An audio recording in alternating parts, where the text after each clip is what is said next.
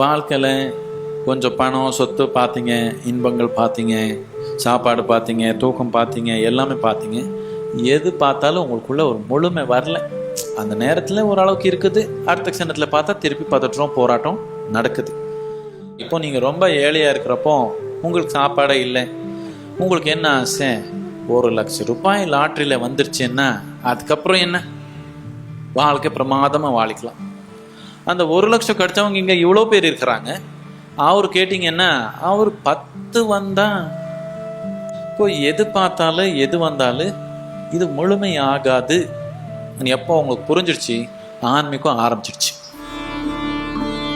முடிவு எங்க? முடிவு பற்றி ரொம்ப கவலைப்படாதீங்க. ஆரம்பத்திலேயே முடிவு இருக்குது. ஆனால் நிறைய பேர் ரொம்ப டைம் எடுக்கிறாங்க. என்னத்துக்குன்னா தீவிரம் இல்லாததுனால, அந்த நோக்கத்தில் தீவிரம் இல்லாததுனால ஒரு க்ஷணத்தில் நடக்கிறது 10 ஜென்மத்தில் நடக்குது. மக்களுக்கு தீவிரமாக இருந்தால் ஒரே க்ஷணத்தில் ஆரம்பம் முடிவு 2 நடந்து போகும்.